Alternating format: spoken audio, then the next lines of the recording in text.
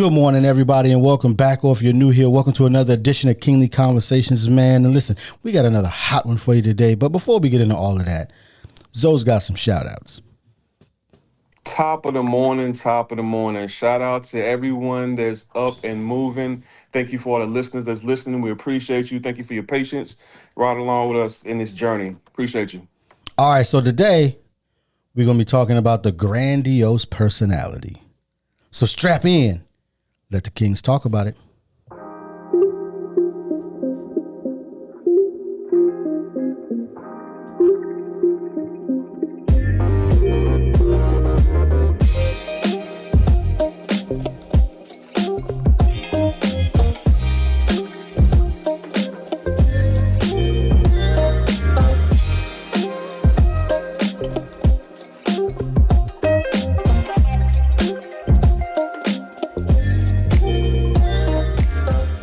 All right, good people. Welcome back to another edition of Kingly Conversations, man. And as I am every single week, it's Alan.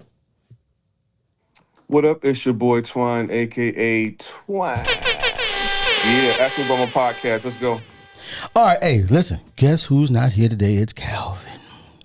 Calvin the D Militant. He had some stuff he had going on with the nonprofit today, so it's just gonna be me, Zoe, and the illustrious. Where'd she go? Oh, here we go. There she is. I'm saying the illustrious, and you muted still. All right, I'm not going anywhere. I wouldn't do y'all like that. So we have a guest today, the illustrious Dr. Tiffany Crayton, and Zoe is actually Mr. Zoe's guest, and so he is going to be running the podcast today. I'm excited. All right. Okay. So let's make it happen, sir. Good sir. Balls in my court. Thank you for the Zoe with the good hair. Don't do that, bro.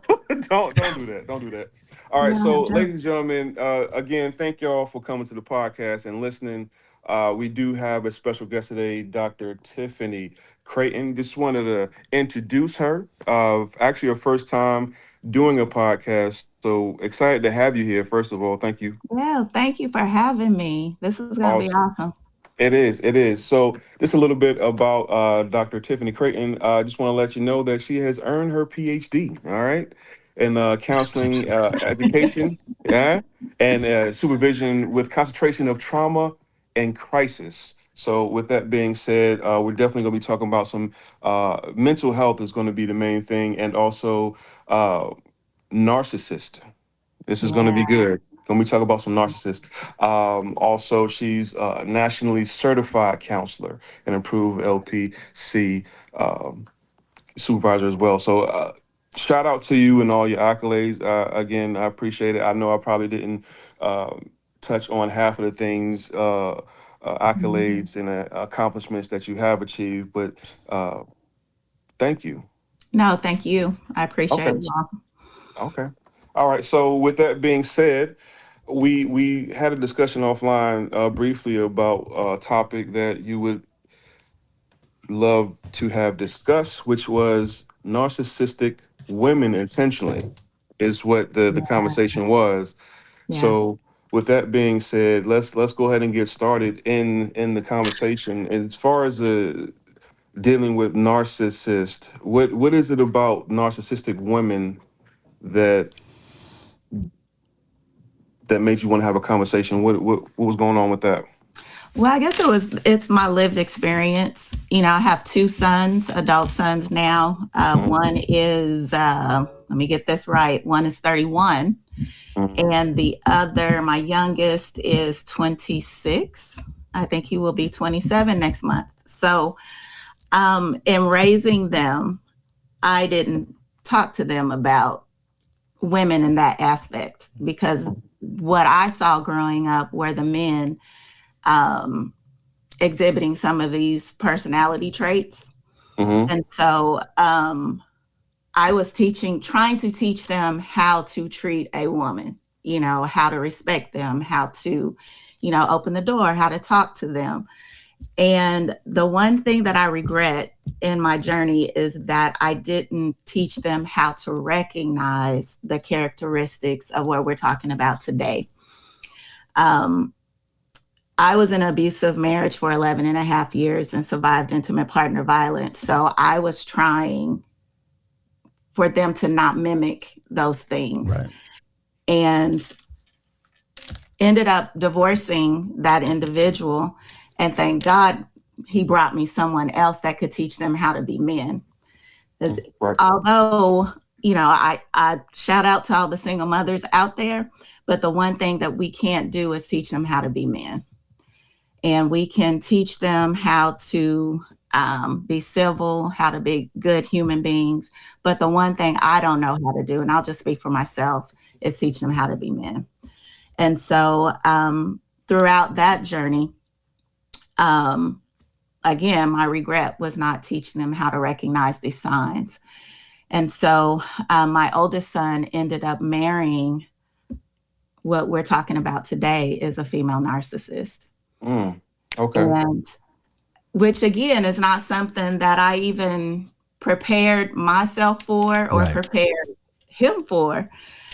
So that's what we're going to talk about today is the grandiose personality of a narcissist. But let's first define what it is. Maybe that'll help.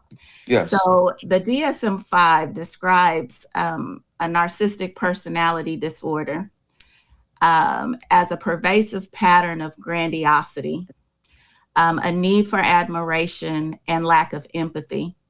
And this typically starts in the early adulthood, but it can present itself in various contexts. And so many people, what they don't realize is a narcissist is not born. A narcissist is taught. Mm-hmm. So typically you either have one parent that's a narcissist, you could potentially have two, but they're trained. And it usually comes from some sort of trauma that they've experienced or the need of getting attention and being a people pleaser. Okay. And so it's a form of coping that they do, but it's not something that typically there's not a medication for it. There can be a treatment for it. But I have not met a narcissist that is no longer a narcissist unless they really do the work and I don't know, God comes down from heaven and, and really, God would have to fix that. I mean, that's really how bad and serious it is. And you can see that in our administration right now. He is a prime example of a narcissist. I can see that. I do have a question for you. You mentioned that unless the person does the work, there's possible treatments for it. Are we talking electroshock therapy? Oh are we talking cattle prods? medication? Oh my gosh. I mean, so like what type of Well, there isn't any medication for a narcissist. However, if there is some trauma that they've experienced, EMDR can be used as an effective tool. But again, I have not met one in my experience. So someone else has, but I have not met one that has recovered. So what you're saying is no cattle prods. Okay, no cattle prods. No cattle prods. No. And also, well, I mean, maybe it won't. No. It won't fix them. I'm just saying, if you meet one, go the opposite direction. Gotcha. So basically, there's no problem to them, so there's no need for help. No, there's no. Of course not. There's no empathy, and in their minds, there's nothing wrong with them. Right. And so the frustration comes when you try to normalize something that's not normal. And to you, it's not making sense, but the reason in their mind, the reason why they're behaving the way that they are is because of something that you've done. If you hadn't have done what you did, I wouldn't have to act a fool. Like I wouldn't have to act up. So if you hadn't been breathing, I wouldn't have to. Oh God. Pretty for the I most mean, part.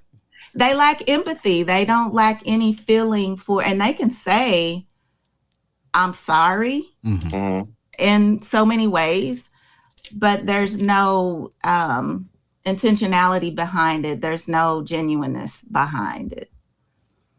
That makes sense. So that sounds like this, being that it's in them internally. So is that more like a conscious thing that they're doing, or a subconscious, or is it just something that they mentally they know they're doing? Is what I'm asking. Like, do they know that they're being jerks and being manipulative and things of that nature? They don't care.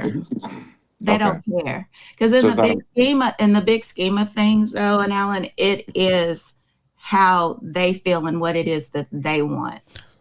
So there's no self-reflection at all. No, not at all. So these are not people that you would see with a journal talking about this. These are my feelings about this. Well, it depends on how it makes them look. Oh, well, because again, because there's several types of narcissists, but I think there's about 7 of them.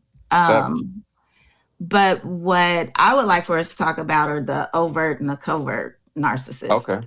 So an overt narcissist is the one that I have most experience with, unfortunately, is the grandiose narcissism. Now, this type is characterized by an exaggerated being the operative word, sense of self-importance, and a need for admiration. And again, any narcissist that you interact with is going to lack empathy. And they may be charming and charismatic, but often exploit others to fulfill their needs. So they don't care anything about you, only what you can do for them. And a covert, that's your undercover narcissist. Undercover brother. Yeah. So this type is subtle, and they may present as self-deprecating, insecure, or passive aggressive. And they might be a little hypersensitive to criticism. And when you criticize their behavior, they're going to be on the defensive, and they're going to respond with rage. So you have the overt and the covert. Covert is the undercover.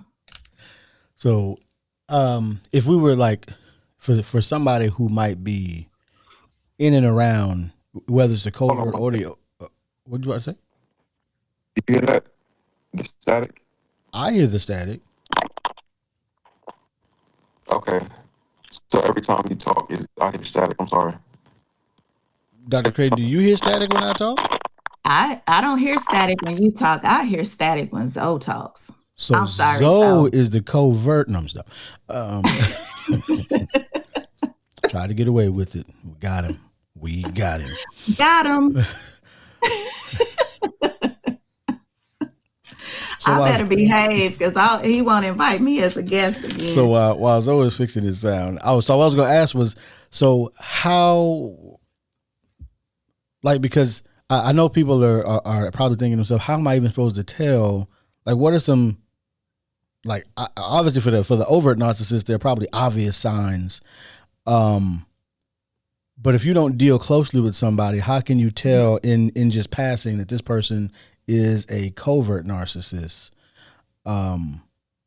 Because some of these people are just dealing with these folks like at work, or maybe at their religious institution, which they only see them once a week.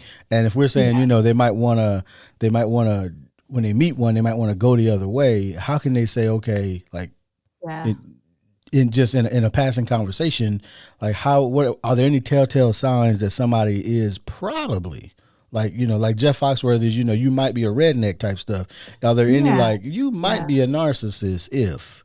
Have you ever interacted with someone where everything has to be about them?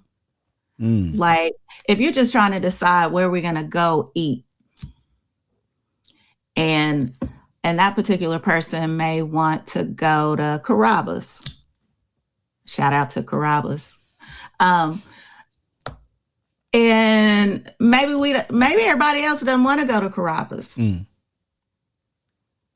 then they get up. I mean, they are trying their hardest. And then when we end up going somewhere else. And this is really minor, but they're upset. Like, they don't have nothing to say.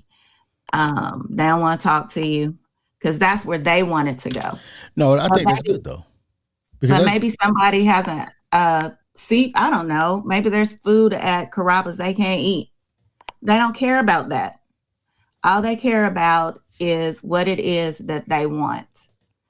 And they will try to manipulate. They will try to coerce you to do something that they want to do, go where they want to go, irregardless of what someone else wants. And you can see it in the workplace. If they want all of the attention, they're always talking about themselves and what they've done, what they can do. And it's kind of like a fine line between being self-centered, someone that's selfish, and someone that's a narcissist. And you can really see it when you're in a relationship.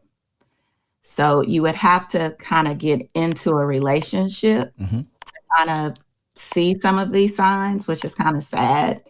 But there are some signs even within that that would be helpful.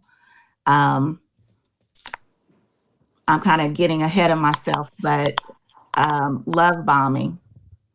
Like, I don't know if you all have heard that term, but if someone is, just, it's grandiose, like they're talking about how wonderful you are and they're showering you with gifts and they're trying to rush into a relationship, that's a form of love bombing. Everything is real quick. And everything is how important you are, and I love you, and when are we gonna get married? And you're awesome, you're this, you're that. When it feels like it's too good to be true, it usually is. We had somebody on that reminds me of a story of somebody that was on the podcast a couple of years ago that seemed to have probably happened to, except he didn't get the Ferrari or nothing, but it seemed. To me, there were a lot of red flags. Like, it was like, this is weird. That's odd. No, I would have left right here, but they stayed. And this was just in the courtship, phase. They stayed, and I'm just like, we gotta. So I understand what you're saying. I definitely, but if somebody wants to buy me a Ferrari, but best believe there's gonna be a price tag attached to that. They're not just gonna give it to you without. I'm gonna sign a contract. I'm gonna have some language buried deep in that contract. There are no strings attached to this vehicle, and then I'm gonna sell it because you're a narcissist. So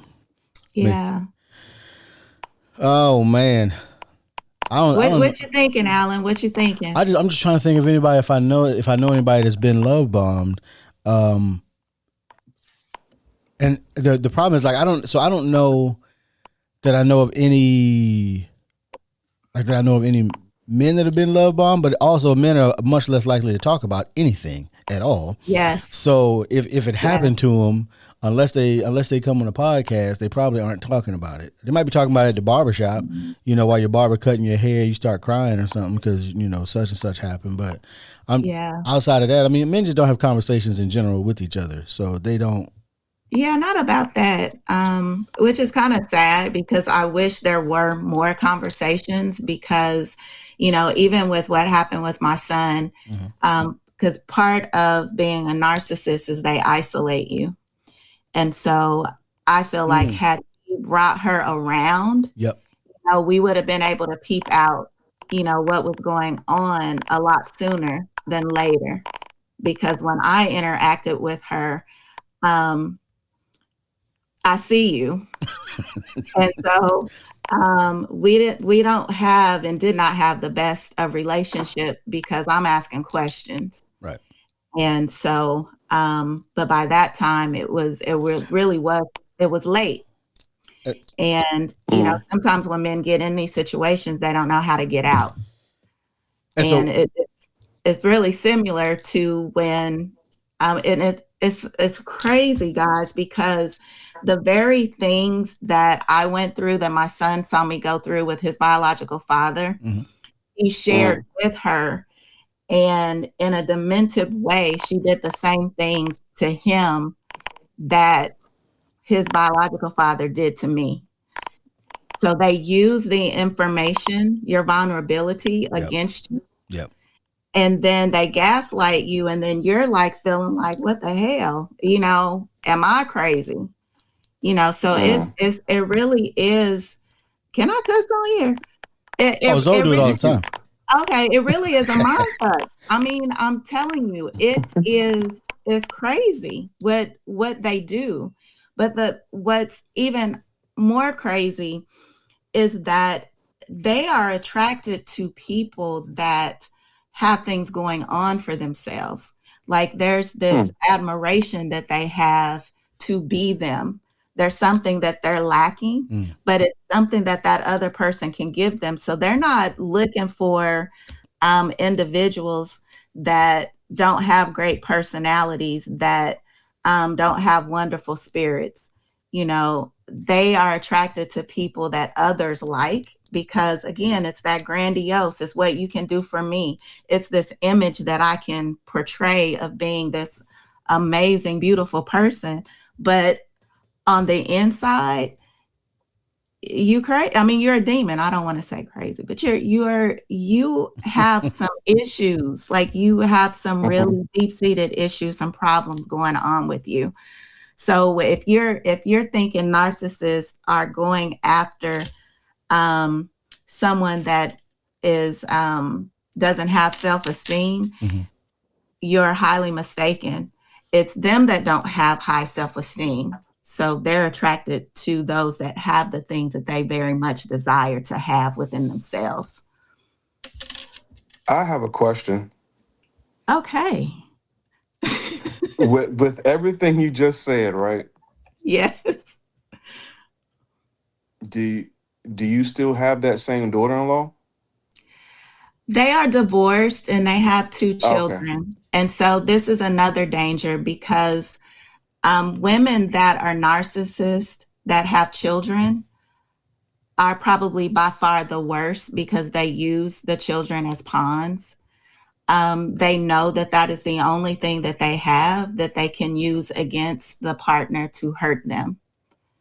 And so everything very much is a game, if you will. It's intentional.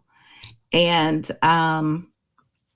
I'm seeing more and more clients that are dealing with women like this, which is why I'm glad that you have this platform and we're talking about it, because I'm getting more men, Black men, that are dealing with women where they want to see their kids, but they won't let them because they're upset because you left.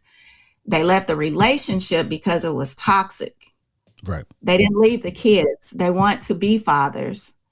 They left you, but not the kids. And I know that's a whole conversation in itself. So do you stay and allow these children to see the toxicity of the relationship? Because my son's wife put hands. She used hands and bodily fluids, emasculating behaviors towards him. So do you stay in that situation so that now you have 2 sons? And I don't think it's by accident that she has 2 sons. I have 2 sons. So do you stay? And I think that was the struggle that he was having, is do you stay in this relationship so that you can be there every day for your kids? And on top of the fact, he's in law enforcement. He worked in one of the most dangerous cities in the United States. So not only is he dealing with what he has to deal with every day as being a police officer, he also has to come home and deal with someone being abusive to him. Right. So I'm giving it from my perspective as being a mother. And I love both of my sons dearly, and they, in spite of what they witnessed growing up, we don't look like what we've been through. But he has definitely been through a lot and could have been the statistic of being in jail, having kids out of wedlock, all the things that are stereotypical of Black men, but he is not that. And the other thing that narcissists do, they'll do this smear campaign and say that you've done all of these things to them. In all actuality, it is the things that they've done to that particular person that they're accusing. And so you don't want to, it's been very hard for my son to just kind of sit back and even for myself to not say anything. But that's the very thing that they want you to do. They want you to defend yourself, because in you defending yourself, you really look crazy. Like you're trying to defend, their smear camp, but no, step back. Let them, as the book says, let them say what it is that they want to say, because Karma is a bitch and she is not somebody that I want to meet. And I assure you that everything that you plant in this world, whether it's good or bad seed, it's going to come back. And so I'm just waiting for the harvest. Got to be patient, but I'm just waiting for the harvest, because the truth will come out in terms of what has happened, what is still happening. Because I have grandkids and I want to see them. I want to be in their lives, but there's always a price for that. I just like I'm only laughing because I like the way you put that. It was very elegant the way you put that. But it was elegant. Can we say elegant read between the lines a little bit. Can we say elegant? We say elegant on Single Conversation. That was. I like the way you put that. That was good. That was good. Well, very well put together. I like it. But yeah, I don't. So how you said that he's still going through those hardships, even though they're not together. How does someone recover from those, other than just separating? Like, because you have some people that can just clean cut and get away, but for those ones that still have to deal with the toxicity, how is a person like that able to get through it? Other than, I know that he has a good support system because you are there, but how would you recommend somebody getting through that period of not being able to get away completely? It is Mental Health Awareness Month, so shout out to all the clinicians out there that are doing the work. I like the question and how you posed the question when you said he has a good support system. He does have a good support system, but I can only help him so much because there were a lot of watching him go through it. And the word trigger is overused, but it resurfaced some things in me that I thought I had healed from, and in all actuality, they were just buried. And so let's just say him going through what he was going through resurrected some things in me that I was having difficulty dealing with. So I can't, trying to deal with my pain and watching him go through his, I really am doing him a disservice. And so he was strongly encouraged to go to therapy. Because there is an aftermath. Like if you kind of look at the pictures of when cities are bombed and when like what's going on in Ukraine, and you just see how the buildings and everything is just desecrated. Yeah, the aftermath of it. Yes, Yeah. that's Yeah. just think of that internally. And Okay. then you're having to rebuild emotionally. And so you definitely have to get into therapy because, you know, one of the things that my son mentioned to me is that, you know, I've overcome all the things that I dealt with being raised in an unhealthy domestic violence situation. I'm good with that. But to be re-injured by someone that says that they love you and they care about you, I'm now having to heal from that. So, and it didn't hit me until he said it, that my son is going twice, twice removed from abuse. And I had to let that, you know, sit with me. So he's doing the work.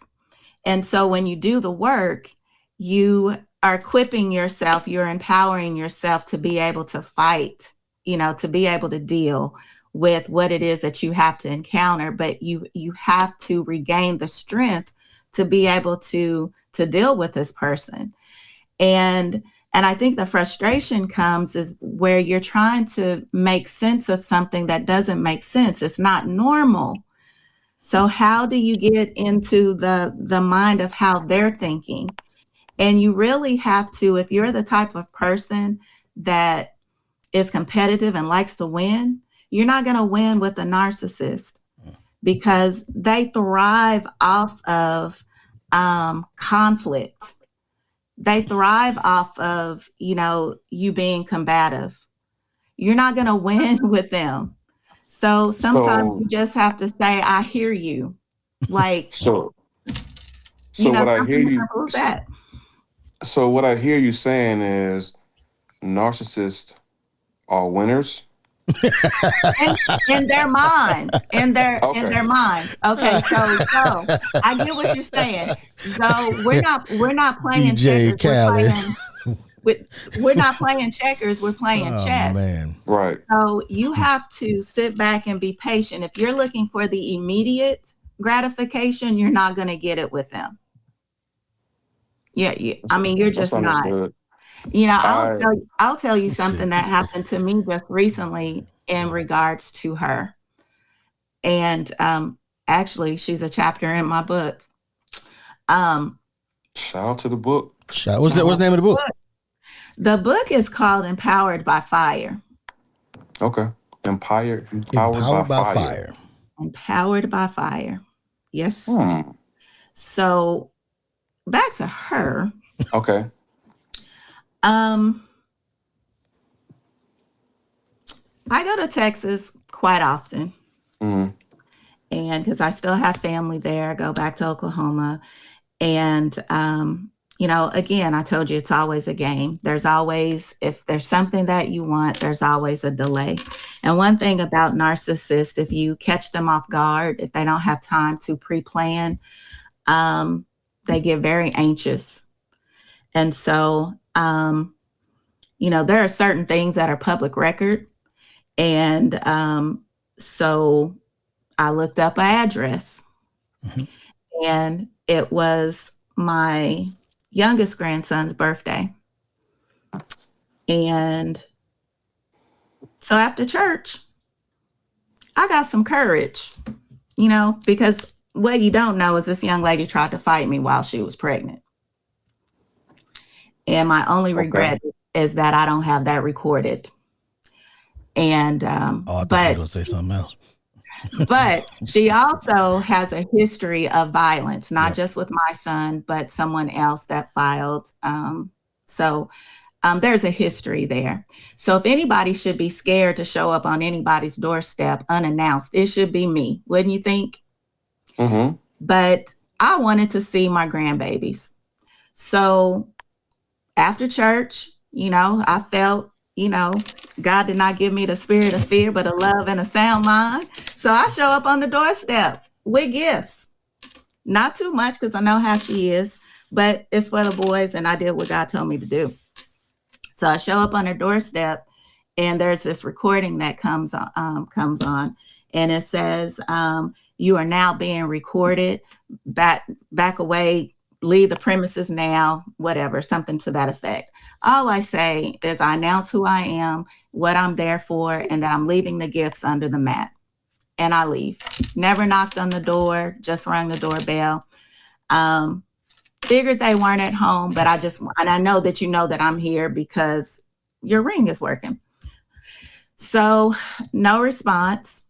So I went back again, and the lights were on upstairs, so I knew they were home. So that same recording comes on, never touched the door, and didn't say anything. But this time I recorded the incident, and left, went back to my family's home, and I get a call, and it's the police. You called the police. I don't know who does that. You know who I am, but you're afraid because you're a single mom, because I have the copy of the police report. You're afraid of me. Again, she tried to fight me a few years back. The baby's 2. So I get a text, I'm chastised. They will speak to you as though you are like a child. Well, this particular young lady speaks to me like I'm a child. And I just want to see my grandkids. So I'm willing to do whatever it is that you want me to do. I surrender my need to win so I can see them. And eventually I do get to see them. I don't know what happened. I don't care what happened.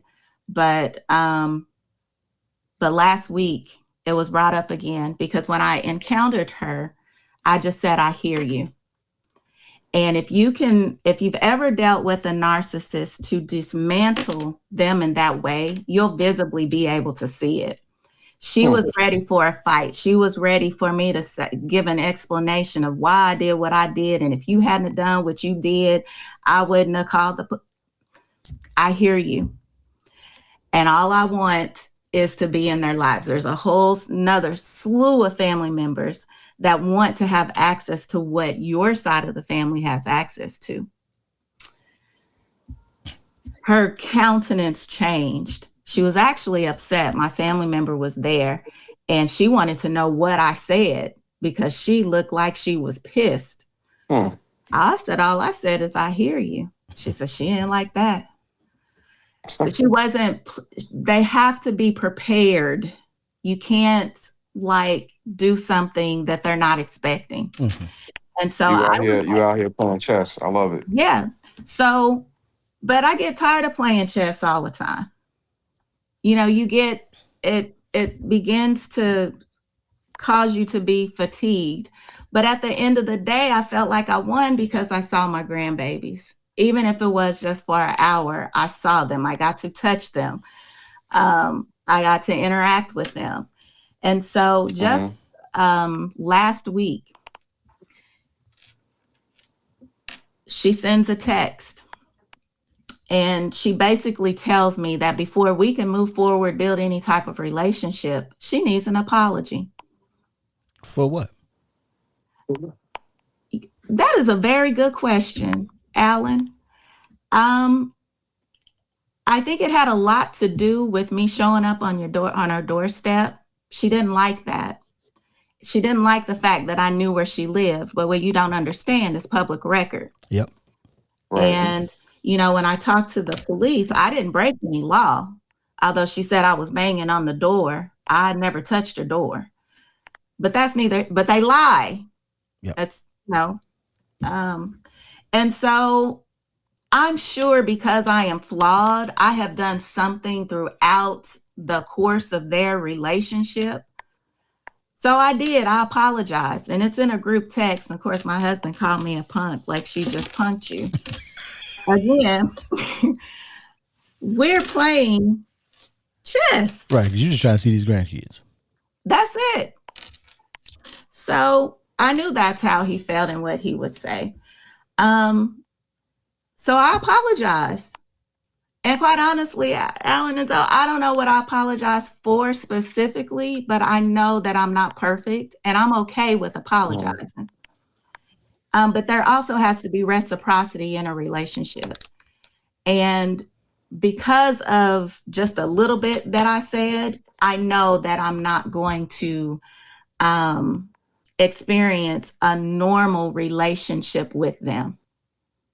It's not going to happen unless God comes down from heaven and shakes her and changes her. That's the only way that that's going to happen. But yeah, I apologize. But when you're dealing with somebody like this, it's sometimes you have the courage to play chess, and sometimes you just, I'm tapped out. I don't know if I can do this. And I told someone just yesterday, the begging season for me is over. I'm tired. I've been begging all my life, whether it was my father, whether it was my mom, whether it was various relationships. I was tired.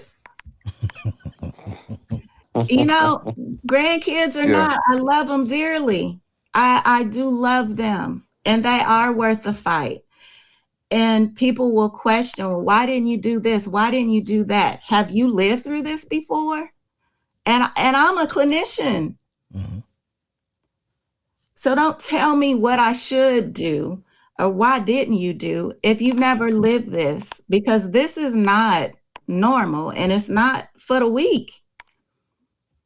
So I just have to believe that at some point, sometime, that we will be able to experience them. And I might just have to sit back in the cut and wait.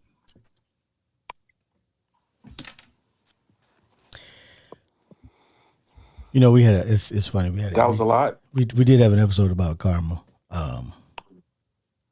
So time will tell. Time always will. Yeah. I used to one of my former mentors used to always say that time will either promote you or expose you. Yeah. And so that's X. all you can do is wait on it. Yeah. Yeah. There's something else I'm telling you. If you have sons, daughters, you need to talk to them about this type of personality. And they need to come around the family before any kind of, because. So what do you mean by they need to come around the family? What is it? What are you referring to? I mean, you know what she means. Yeah, they need to meet mom. They need to meet cousins and them. They need to come around the family. Other eyeballs need to be on such people. Now, I know that the DSM says, adulthood, but if you think about our society today, and we're all about self-care, me, coming out of COVID, which I think is very important. But I think the pendulum has shifted so much so from, I'm putting others first and doing this, doing that, to swinging. It's all about me. If I don't want to do it, I ain't got to do it. That ain't my job. We just have kind of gone from one extreme to the other. There is no balance. Right. And I think we are creating little narcissists. So I know the description said adulthood. Yep. But I think there's some characteristics that are showing up in our teenagers too. I'm not saying all, but even in dating situations, the girls, the guys, they need to come around the family. They need to be checked out. Gotcha. Well, dealing with the narcissist indirectly, all those things that you mentioned, I have witnessed it from a third party point of view. So I understand how it can be rough on the kids, and how devastating that could be to a child when they're dealing with a narcissistic parent. And for them, it's confusing because they just want to be loved. Right. They want that security, that comfortability, but they can never find it. There's always something. Mm-hmm. So I thank you for sharing. I appreciate it. And to the listeners, man, this has been an earful. It's been some good food, if you will. It was very enlightening. So I appreciate you. I learned something new as well. The difference Good. between the covert and what is it? The overt? Yep. Over. Mm-hmm. Overt. The covert sounds very dangerous, though. I ain't gonna lie. Yeah, because Comparing yeah. comparing the two, that rage part. That's Yeah. It's kind of like overt and covert racism.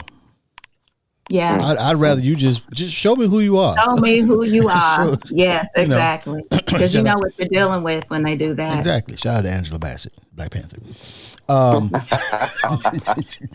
But But can I just say something about narcissists? I know we haven't talked much about the word, and shout out to God because he saved me, because I shouldn't even be here. My ex-husband tried to take me out. But look up in the Bible Jezebel, because as I was writing my book and talking about narcissism, Jezebel is actually the first example of a female narcissist, and that's my homework to you all, is just to check that out, because I didn't realize that until I was writing my book and studying, because when I was growing up, Jezebel was just in the church that we just talked about, her being a loose woman. No, you need to dive a little bit deeper on Jezebel, because Jezebel was more than that. And she was actually the first example of a female narcissist. So just check that out. what was so funny though? What was all right. what was We got some listeners. No, I'm just saying. What was so he ha ha over there, though? They out there. They out there. That's all I can say. Long time ago. Oh, okay. Okay. Oh, Zoe had the Jezebel spirit. The church version, not the. I can't with you. I can't, man. Hey, man. Yeah, that's. I don't have any. Do you have any questions, Alan? Or no, I asked all my questions. I know we had 3 more bullet points, but I didn't know if you wanted to get to those. Let's see. I mean, hey, man, your episode, man. I'm just a co-host. Are we gonna do part 2? Now y'all might not invite me back. We can do a part 2. Oh no, it's fine. So we actually we touched on relationships. We also talked about trying to leave or dealing with trying to separate from a narcissist. Did we? I may have zoned out. Did we talk about the trauma bonding? We did a little bit. Okay, a little bit. Now, do you feel as though, if your listeners, if someone is in that situation, do you feel like I covered it well enough for them to have some points in how to leave? Were you guys clear on that? I'm clear on it, and okay. I think we can do, if you don't mind, we can invite you, set some more time and another date to kind of follow up on it, to get into more detail about those things, because we did touch on what to look out for the majority of the part, and going and dealing with them. But as far as separating, we mentioned therapy, and a narcissist not being able to change. So we can do another episode if you have time. We can definitely do that. In regards to trauma bonding, right? So this has been my hypothesis. Don't know how accurate it is, but because every movie that we see, everything that's on TV that we see, like it's so many relationships that happen because of trauma on these shows. And sometimes I wonder if, because I had a young lady years and years ago ask me, a question from a Tyler Perry show. Like I was supposed to be able to actually answer it. Like you've got an accomplished writer asking random questions, and you want to ask 20-some-year-old me this question. I don't understand why you would ask me this question. That was the end of the relationship because I've always been looking for red flags. Like as soon as I see if it's like that looked like it was red, I'm out. So but that means that you have to have a history of something for it to, I would think, some frame of reference for it to be a red flag. Well, my thing. So I've as a kid, there were only a few things that I ever prayed for. Really, two. That was a good life and a good wife. Whatever that meant to me. That was all I ever prayed for as a young youth, as they say. Right. So anything I saw that I'm like, I'm not going to be able to deal with this for the next 50 years. I'm out. I ain't trying to change you. No, be you. I'm going to just find my person. Just be you. And so that's why sometimes I just wonder that, you know, how much does the media affect what we think we are supposed to have or what we think we want, and can that lead people to gravitate toward those narcissists or the trauma bond? Yeah, that's a good point, Alan. I think it's important to recognize what you're pouring into yourself. You know, that's why I said you got to bring them to the family reunion. Like you need to bring folks around your family. Yep. So that they can help you see what maybe you can't see. They do still do those. Yeah. But, you know, evaluate your circle. You know, if they really care about you, I mean, they're going to point out what it is that they see. And they don't want you hurt. You know, I think that's like from this whole experience, it is my responsibility, my due diligence to share what our family is experiencing, because I would never, I don't want anybody to have to go through what it is that we're going through. It's funny you say, because I did go to my wife's family's family reunion prior to, but that just made them like me more, because I was as ridiculous as they are, I guess would be the word for it. Because I just thought they were. But I enjoy my wife's, well, all of the nuclear family. They got a extremely large, from my perspective, extremely large family. I mean, she has almost as many brothers and sisters as I have cousins. So first cousins. So, you know, their family is much larger than mine. Yeah. And so when they do family reunions, I mean, it's, you know, when we first got married, it was 150, 200 people at the family reunion annually. And we had like a kickball game. And, you know, in sports, that's when you see my competitive nature, certainly, for sure, is in sports. And they just thought it was a hoot, because I don't care that this kid is 5. I'm trying to make his feet click while he runs. So so they thought they were like, oh yeah, he's definitely one of us.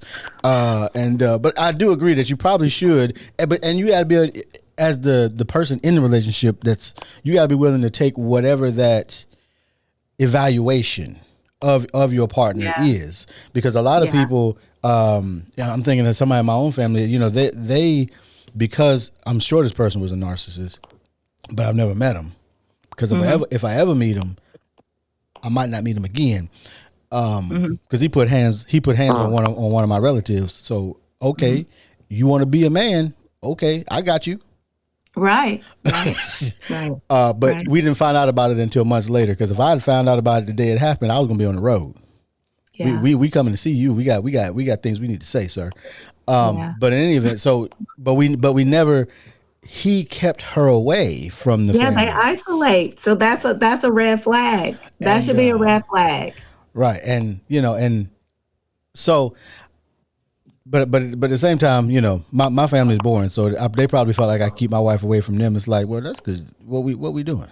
Like, we don't do family reunions over here. So, but anyway, so I don't know. Life is interesting. I will say that It can be. It can be. Hopefully, though. I mean, all I want for people is I really just I wish I could see everybody win. And I know that's probably unrealistic. Yeah. I just wish I could see everybody win in their relationships, in their careers, whatever their chosen career path is. Right. And until karma shows up, sometimes we just kind of waiting in the waiting room, hoping to win. Yeah. And I don't know what we can do about that, really, other than continue to wait and have faith. Right. Right. But then I think about my ancestors who had to have faith through multiple generations. And Right. I'm like, I don't know if I got that kind of faith. That's Long suffering. generationally long suffering. I mean, Yeah. Still suffering. right. So we talking about 500 years of suffering. Like You like, when, Lord, when? how many more generations we got to go? Like, what did we do? Yeah. What did at what point did we wrong you in some way, Lord? Why we still got to be? So, Absolutely. because I mean, I'm the family historian for my family. So I got records back to the great brick wall that is slavery. But I have relatives I can name essentially from the people that came out of slavery all the way forward. Most of them from North Carolina, Maryland, Virginia. So I know what they were doing prior to that. Wow. Like I know what you could, because one of my grandparents said, there were never any male slaves. Well, then we have female ones, because if there's no record of them, I know why there's no record of them, because before that they were property. So long suffering. And long suffering. Yeah.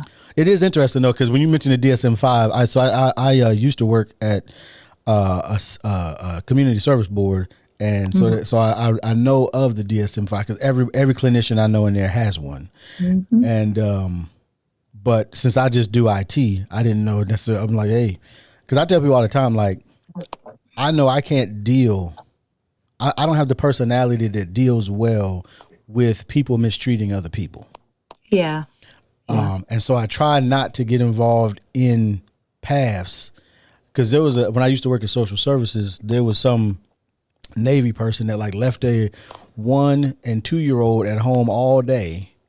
And the only reason they found out was because the 1 year old had somehow made their way out of the apartment and down the stairs.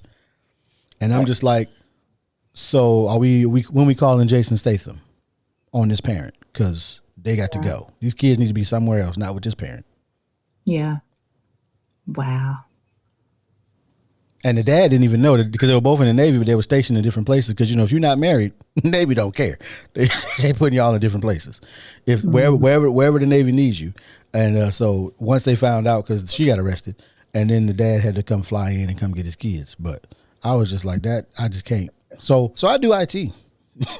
I do stuff that doesn't require interaction with bad people, because I know I got issues. I do have a question for those who don't know. What is the acronym? What is that y'all just mentioned? Oh, DSM-5. DSM? Yeah, what is that? DSM. I keep it nearby. It's like the clinical Bible. It's the Diagnostic and Statistical Manual of Mental Disorders. The 5 is for the 5th edition. Got it. Okay. Okay. Thank you for educating me and the listeners who didn't know what that was. I appreciate it. You're welcome. Go ahead, get you one, Zoe.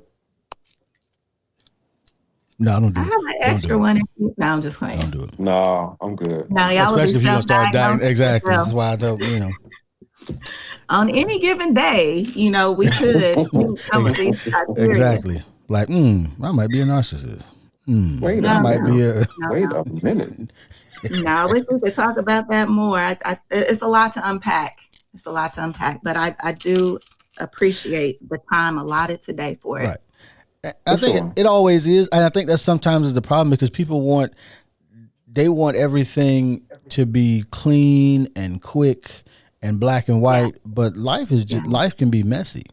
And it can take time to get through all the different layers of whatever onion you're dealing with before you say, okay, now we're at some sort of root cause, and we can now begin to do the work, so to speak, in order to fix the situation. And even like you said earlier, you thought you had done the work, and here it is, just buried and not not resolved. So Right. and unfortunately, I think some people, when that happens to them, they get into, I don't want to call it a depression, but it's like, because they didn't believe they would ever be in this place mentally ever again. And here they are again after 10, 15, 20, 30 years. And it's like, I thought I was done with this. And now you got to start over and do the work again. But at least now, shout out to therapy. Yeah. Shout out to therapy. I'm telling you, if you don't have a therapist that is in therapy or has done therapy, you need to find another therapist. That's what because most say it one more time us, for the people in the back. Because most of us come into this field because of something that we've experienced or that we've witnessed. Yeah. So so you got it. Your therapist has to do their work too. I'm trying to find a therapist. They're hard to find. Good ones. Good ones, yeah. Good ones. But you got one here. If shout out to Inspire, Empower, Change Counseling and Consulting. So if you're looking for a therapist, say that one more time. Texas or Virginia, I'm your girl. Texas or Virginia. I like it. So could you repeat that one more time? Inspire, Empower, Change Counseling and Consulting. I love it. Thank you. I'll write that down. Look it up. I'll make sure it's in the show notes too. So when I type out everything, I got to go back. I got to make sure I put the name of the book, and I got to make sure I put that in there as well. If there's a website, if you make sure I have it, I'll make sure it's on there. I've got a website, and I can do you one even better on the book. Now, my book isn't out yet, but I was a part of an anthology, and it's entitled "My Story, Your Hope." Mm-hmm. So if you know it's Mother's Day. Wait, hold on. Mother's Day is coming up. It is. Yep. That is true. So if you have a woman in your life that you love, get her this book. It'll be a blessing. All proceeds go to our foundation, the Red Cardinal Foundation. And we have scholarships. Oh, thank you, Zoe. We have scholarships that are for high school students that want to go into helping profession or in business. So we have a scholarship fund for them. And any women that are transitioning into a new field, we have our small business. We have scholarships for them. So all proceeds from the book go to the foundation. Fantastic. That's what's up. Yeah, make sure if as long as I got the like I said, I'll put it in the show notes so they can so everybody can know where to go to find what they're trying to get to. And I'll make sure I have it so that we can get that in there. All right, we got I'm assuming about to do closing comments there, Zoe? Yeah, let's do it. Cue the music. Before y'all do that, can I just say thank you? Absolutely. Yeah, of course. I think you guys were fabulous hosts. You made me feel comfortable. You allowed me to probably talk too much. Stop it. But I just want you all to know how much I appreciate you and I support what it is that you're doing. And I'm gonna ask one more thing. I need a Kingly Conversation t-shirt. Okay. I'll have to get some more made.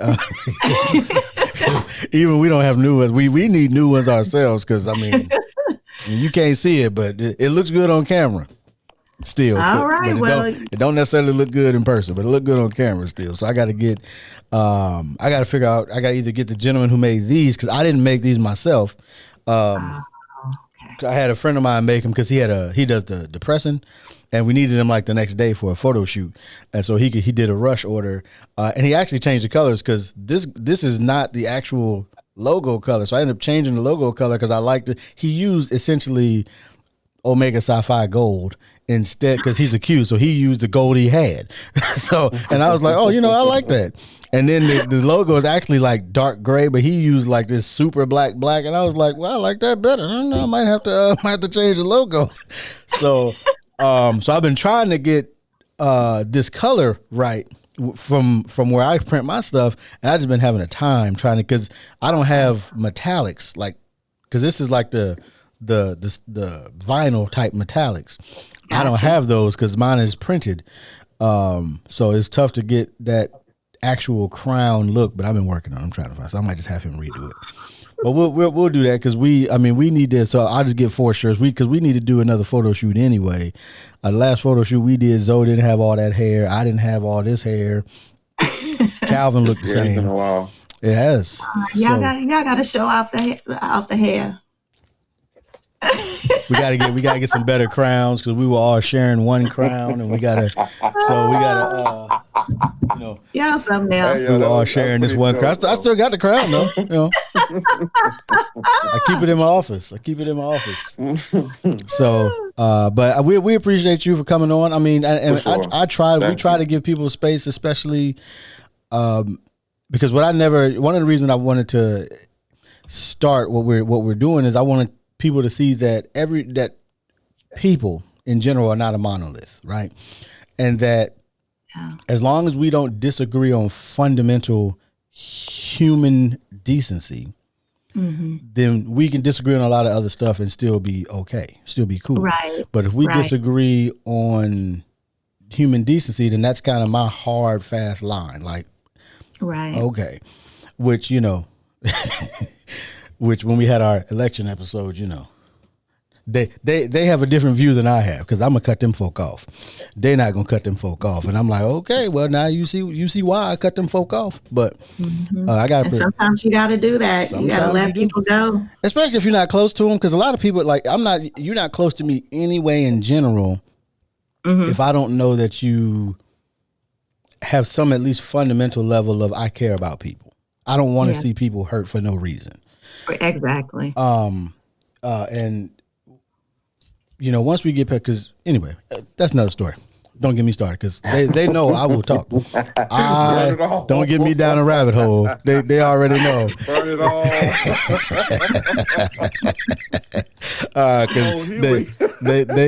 They have called me. What's one of the founders of the Black Panthers? Oh man, Huey. They have called me Huey and P. Newton more than one time. So burn it all. Hey man, I just like we ain't get this right. Start over, reset. All right, let me get this music going. We're gonna close it out one more time. Yep. It's the third time. Okay. Cue the music. It's coming up. It's coming up right now. Okay. All right. So I don't have nothing. I mean, I think it was certainly an insightful conversation. I think there are more conversations like these that need to be had because it's one of those things that because we're so inundated from, I don't want to call them bad sources, but sources that don't know what they're talking about. I think sometimes we have a tendency to gravitate to what we want to hear and not what actual is true. And I think sometimes we need to get more people saying, well, this is I know what you're saying. I know how you feel, but this is actually what has been determined to be true. And then some people, they have this inherent distrust for people that have letters behind their name for some reason. But then they'll trust other people. But I just think that the conversations all need to be had, and we had a good one today. Oh, thank you. Yep. Shout out to the Mental Health Month, and this is a very good episode to kind of coincide with that. So I appreciate it. I appreciate you again, Dr. Tiffany Crayton, for coming on Kingdom Conversations and sharing with us. Sharing with us your experiences and also your knowledge and wisdom. So we appreciate you for that. Learn a few things. Therapy, I've always been an advocate of it since I've been on that journey. At one point, I had 2 therapists, and so it works. I am an advocate for it, man. So thank you again for coming up here. Do you have any closing remarks? I have a question. I know we're doing closing remarks. I just thought about because there's been a lot of people have been talking about like the shadow work journal and all this other stuff, and I'm just wondering is for somebody who can't find a therapist because maybe they don't know where to start. Well, they know one place to start looking, right? Because that's your place. I just want, because the people that the CSBs help that I always see are people that can't afford really anything else, and so this is a function that the city provides to them. Do you recommend any of those type of like self-help versions as a entry point, or is it like, no, you just need to go straight to a therapist? I would start with journaling. I think just being able to get your feelings out on paper helps. A lot of times we go to our friends, they're not therapists, but if you just need to vent, that's cool too. But beyond that, I would definitely get into therapy. Surround yourself with like-minded people that genuinely care about you and are pouring into you. So, my circle's real small, but I know that if I'm not doing something correctly, they're going to check me. Like they're going to say, now, Tiff, that ain't even right. You just deboed somebody and that wasn't cool. Those are the type of people that you want around you. That if your sugar honey iced tea stink, they going to tell you. And if you need someone that's they see that you're down and they need you to affirm, they need some affirmation. You need those kind of people. So not the ones that's just going to tell you what you want to hear, but the ones that are going to check you too. So evaluate your circle. Who do you have in your life and what are they pouring into you? Is it transactional or is it relational? And I want to be with who's relational. So I've gotten rid of the transactional folks. We probably need a whole episode on that one too. So we'll write that down. So write that down. To be continued. Transactional folks. I got it. There's a lot of them out there. Oh, yeah. A lot of them out there. Yeah. You got to know the difference. I know one in particular. Anyway, let's just move on. Okay. We'll say that for another episode. We're going to close out for a fourth time. Lord have mercy. All right. Round 4. Well, now you're the last one to close out. So if you have any closing comments, do you have any closing remarks? I'm just grateful. Thank you. Like this was awesome. This is probably the most comfortable relational conversation that I've had in this platform. Not that I've done a lot of podcasts. However, I just want to say thank you. I'm grateful for the opportunity and peace, blessings, prosperity, just growth for the podcast. You guys are fun. We appreciate that. We'll see everybody next week. For sure. All right.